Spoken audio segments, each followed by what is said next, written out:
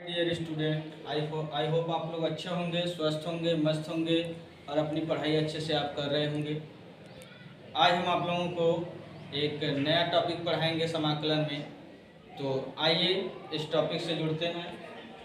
ये हमारा टॉपिक है क्लास 12th का सब्जेक्ट मैथ एक्सरसाइज 9.3 का। इस टॉपिक में हम जानेंगे अवकल समीकरण का व्यापक हल कैसे करते हैं, हल कैसे ज्ञात करते हैं, इसके बारे में। तो चलिए शुरू करते हैं प्रश्न को। इसका पहला प्रश्न हमारा दिया गया है क्या, d d x of y equal to 1 minus cos x upon 1 plus cos x. इसका हमें व्यापक हल ज्ञात करना है। तो आइए इसका व्यापक हल हम ज्ञात करते हैं। इस टाइप वाले क्वेश्चन में हमें क्या करना है, एक्स वाले टर्म को एक्स तरफ, वाई वाले को वाई की तरफ क्या करते हैं, पहले अलग अलग करते हैं, उसके बाद दोनों पक्षों का समाकलन करके हम इसका व्यापक हल ज्ञात करते हैं। तो पहले इसे इजी करते हैं। तो इसे इजी करने के लिए हम क्या करेंगे, डी डी एक्स ऑफ, इसको सॉल्व करेंगे तो 1 माइनस, हम जानते हैं cos 2 थीटा का फॉर्मूला एक होता है 1 माइनस 2 साइन स्क्वायर थीटा और एक होता है 2 कॉस स्क्वायर थीटा माइनस 1। जब यहाँ बीच में माइनस लगा रहे तो हम यहाँ पर यूज करते हैं साइन वाले का और प्लस लगा रहता है तो कॉस वाले का। और याद रहे जैसे cos 2 थीटा है, केवल cos थीटा का सूत्र इसी फॉर्म में लिखना है, तो बस थीटा की जगह हम क्या कर लेते हैं, थीटा बाई 2 कर लेते हैं। यहाँ पर भी हो जाएगा थीटा बाई 2 इस प्रकार से। तो यहाँ अक्सर जो है एक्स बाई 2 हो जाएगा, यानी इसमें लिखेंगे 1 minus 2 sine square x by 2 upon के 1 प्लस यहाँ हो जाएगा 2 cos square x by 2 minus 1। ये माइनस 1 प्लस 1 कट जाएगा। यहाँ हो गया d d x of y equal to 1 minus 1 minus minus plus 2 sine square x by 2 बटे को 2 कॉस स्क्वायर एक्स बाई 2। अब ये भी यहाँ से 1 से 1 कट जाएगा, तो ये हो गया d d x of y equal to के 2 sine square x by 2 upon 2 cos square x by 2। अब ये 2 से 2 यहाँ पर कैंसिल हो जाएगा, तो 2 से 2 ये कैंसिल हो गया। तो अब देखेंगे साइन बटे कॉस हमारा होता है tan स्क्वायर एक्स बाई 2। अब इसके बाद यहाँ पर हम क्या करेंगे, डी वाई को एक तरफ और डी एक्स वाले टर्म को एक तरफ कर देंगे, तो tan square x by 2 into के डी एक्स। अब इसके बाद दोनों पक्षों का समाकलन कर लेंगे। अब दोनों पक्षों का समाकलन करने पर, दोनों पक्षों का समाकलन करेंगे तो यहाँ हो जाएगा इंटीग्रेशन ऑफ डी वाई और यहाँ होगा integration of tan square x by 2 into d x.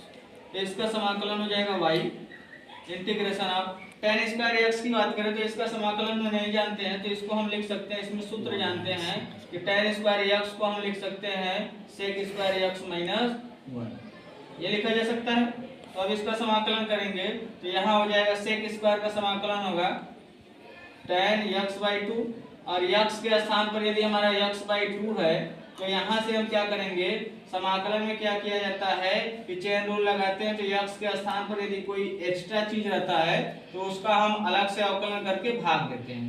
अवकलन में गुणा किया जाता है, समाकलन में भाग करते हैं। तो x बटे 2 का अवकलन 1/2 आएगा, इससे भाग दे देंगे और माइनस यहाँ से हो जाएगा 1 का समाकलन x, लास्ट में कांस्टेंट लगा देंगे तो y इक्वल टू हो जाएगा 2 ऊपर चला जाएगा 2 tan x बाई 2 माइनस के x प्लस के c। यही इस दिए गए समीकरण का व्यापक हल है, यानी यही ये जो दिया गया समीकरण है उसका व्यापक हल है। तो इस तरीके से हम इसके क्वेश्चन को सॉल्व करेंगे। तो हम उम्मीद कर रहे हैं कि आपको ये क्वेश्चन बेहतर तरीके से समझ में आया होगा। बहुत आसान क्वेश्चन है, बहुत इसमें ज़्यादा सोचना नहीं, बस ये जो त्रिकोणमिति के कॉन्सेप्ट हैं, फॉर्मूले हैं, ये आपको अच्छे से लर्न होने चाहिए।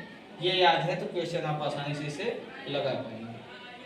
तो इस क्वेश्चन का स्क्रीनशॉट ले लीजिए, इसको एक बार 2 बार अपने से प्रैक्टिस कर लेंगे, इसके आगे क्वेश्चन हम बता रहे हैं। ठीक, तो आइए अब हम इसका दूसरा क्वेश्चन देखते हैं। तो इस क्वेश्चन में हमें अवकल समीकरण दिया है, अवकल समीकरण ये दिया है हमें d d x of y equal to root में 4 स्क्वायर माइनस वाई स्क्वायर। इसका व्यापक हल निकालना है। तो हम क्या करेंगे, बताए हैं कि पहले y वाले टर्म की तरफ y वाला भेज देंगे। तो ये देखो y में है तो इसे इधर भेजेंगे, तो ये हो जाएगा रूट में हमारा 4 minus y square equal to d x को इस तरफ भेज देंगे तो ये डी एक्स हो जाएगा। अब जब y वाला y की तरफ, x वाला x की तरफ हम अलग अलग कर लेंगे तो उसके पास हम दोनों पक्षों का समाकलन करेंगे। अब दोनों पक्षों का समाकलन करने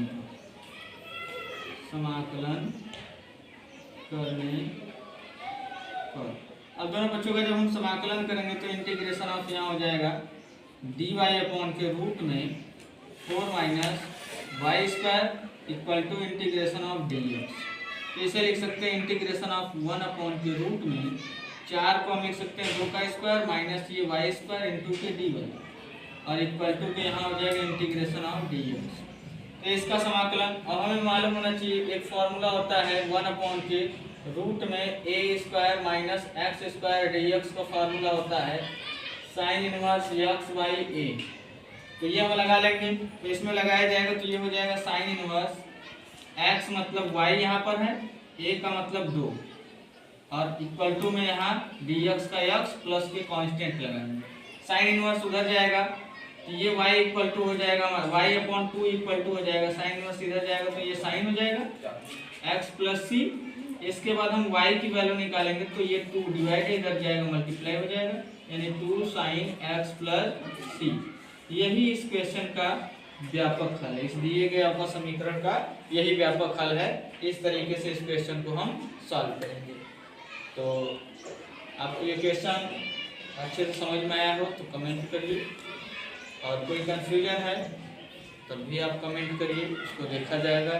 जहाँ पर आपको नहीं समझ में आएगा उसे फिर से रिवाइज किया जाएगा।